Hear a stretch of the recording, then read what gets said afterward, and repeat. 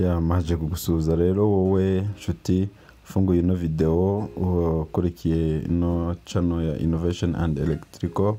Nge turi kumwe ni Innocent IT. Nejejwe no kuba turi kumwe dufatanya mu kugenda twungurana ubumenyi mu bijyanye n'ikoranabuhanga. Zinkoye nk'inshuti rero Innovation Electrical bivuga ngo ni channel ibanda ku bijyanye n'udushya, guhanga udushya ndetse kumenya byinshi mu ikoranabuhanga ndetse n'ubuhanga mu bijyanye n'amashanyarazi. Nge mu by'umwihariko Innocent tubana mu bijyanye na IT.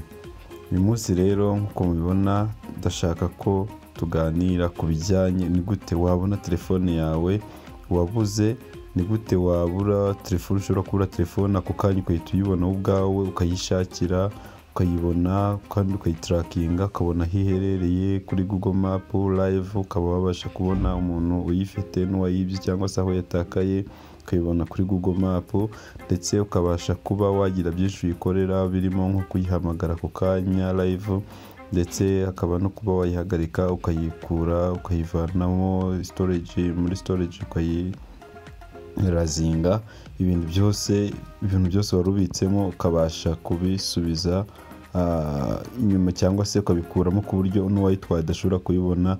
Kimwe muri ibyo ukaba ushobora no kuhita umubona ukabona haherereye mu buryo bworoshye cyane kandi ukamugeraho biri live.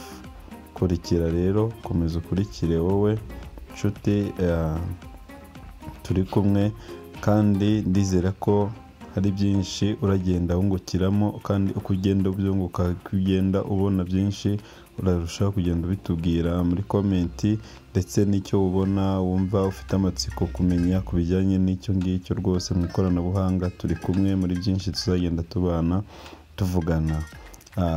Komeza rero ukurikire kuva ino video itangira kugira irangiye step by step, ndetse nawe udasobanukirwa ubashe kubaza kuko biroroha cyane kandi birashoboka. Nkuko ubibona rero urabona ko bikenera ari system cyangwa se igikorwa gikenera kora uko yifashije murandasi, yaba ari telefone ya smartphone cyangwa se laptop, computer, igikoresho cyose cyakira gikoresha internet, ndetse ukajya muri browser yawe ukandikamo ugasacinga. Ushobora gusacinga, hari application cyangwa se web applications ushobora gucaho kwifashisha cyane, hari nka find my device, hari find my phone, tracking my phone, Google Tracker n'utundi tu application twinshi. Nkuko mubibona hano kora sign in ugashiramo email yawe, ukimara gufungura ya find my device bahita guhaho uri bu signing in wifashije Google account yawe. Ni email uba warashize muri ya telefone cyangwa se muri ya device, kuko ushobora kubona laptop cyangwa igikoresho cyawe n'ubundi cy'ikoranabuhanga.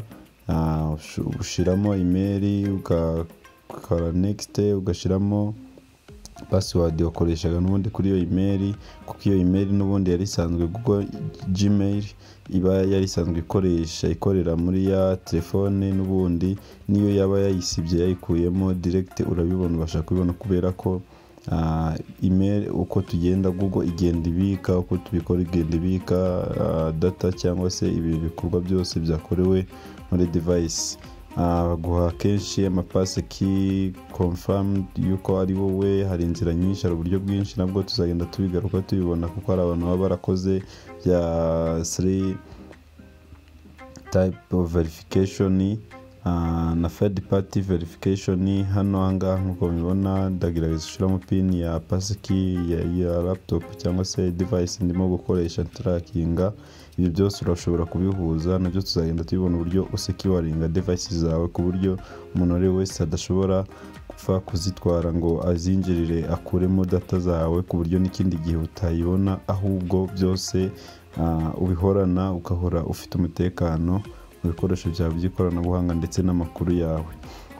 Nkuko bibona rero urabona nk'ino ni telefone ya Google Pixel 3 XL large XL. banyereka information zayo, aho battery umuriro ugezeho na rezo irimo gukoresha irimo Airtel. Birashoboka bakanyereka na location nshobora guhindura na viewinga neza nkayibona live ahantu iri neza. Birashoboka nkuko rwose mubibona muri no screen, urabona ko rwose ushobora guplayinga sound igahamagara igasona rwose n'umuntu kuko akabona kuko ko device yawe ikintu kandi kuko wayikurikiranye, kuko ntabwo aba akibasha kuba yagira ibindi bintu apfa kuyikorera cyane mu gihe uyikurikiranye muri ubwo buryo. Ikindi ushobora kuyisecurininga ku buryo uyihindura password n'ibindi byose nkuko mubona kuri aka gufuri gakurikira. Ikindi nanone step yindi hasi murabona ko hari factor and reset.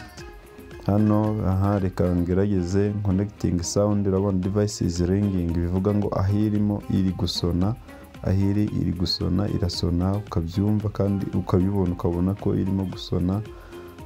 Ushobora no kuyihagarika sonorisation yayo ntikahagarara gusona ikarekera gusona. Ariko ibyo byose ahangaha twenge nifashije Google Find My Device. Ndibibutsa ko ari iyo application nakoresheje. Ushobora kujya muri secure nanone ugasecuringa device yawe, hamwe ushobora kugira choice nyinshi ushaka, ugahindura pin, password ugakoresha password, ukaroketinga device location yawe ahantu hose, ukareba aho uri signed in, account zose ziri muri device yawe. Ikindi rwose ibintu byose ubasha kubibona, mbese ugakontorora device yawe online wibereye ahantu uri, ndetse nayo iri ahantu runaka utazi utabasha kumenya, utamenya imbere ariko ukabasha kubimenya, ukabasha no kuyibona ku buryo ukagenda unayikurikira rwose, unakurikira location aho iri kugeza igihe ufatiye telefone yawe. Ndizera yuko kuko rwose iri somo turiteguye mu buryo bwo kugira ngo dufashe buri muntu wese mbere yo kugira ikibazo, kuko deja niyo ushaka information zayo ushobora kuzibona ukagirana byinshi ubaza. Deja hano murabona kuri aka screen tibo aka window mfunguye, ushobora kugira message utanga nawe bishobora ugashyiramo na nimero ya telefone na message ahantu zizajya zijya. Hano ushobora kwandika message kugira ngo umuntu wese utoye ya telefone ahita abona iyo message, ubwo butumwa abone kuko yuko niba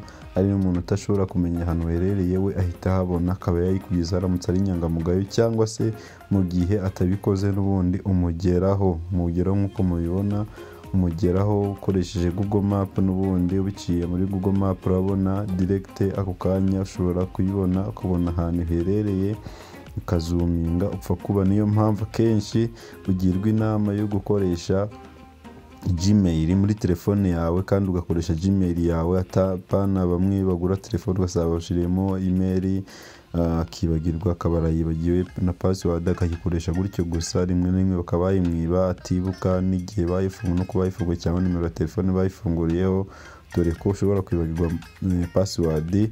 Umuntu akaba yakwifashisha nimero wayifunguriyeho byibura akayikovaringa iyo account yawe, Google account.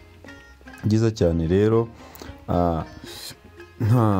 mu buryo bwo kugufasha, niyo mpamvu twabateguriye aka video kugira ngo kakugereho, ndetse n'ibindi byinshi tugenda twiga ukurikira. Turimo tubategurira uburyo nanone ushobora kudakoresha n'ibingibi ugakoresha ugatrackinga, none udakoresha email ahubwo ugatrackinga ukoresheje nimero ya telefone irimo, cyangwa ugahamagara serial number, ku buryo niba bakuyeho telefone na email byose babikuyemo ari umuntu wabashije kubikora, uburyo ushobora kugira serial number, dore ko ari nimero identification, ari identity ya telefone cyangwa device ndiye yose baba bakwibye cyangwa se watakaje, ushobora kubona aho iherereye hose, nabyo birashoboka. Ikindi hari n'uburyo bwa gukoresha programming languages like Python, ugatrackinga byose ukahita ubibona, ukabona location, ukabona na nimero ya guhamagara cyangwa se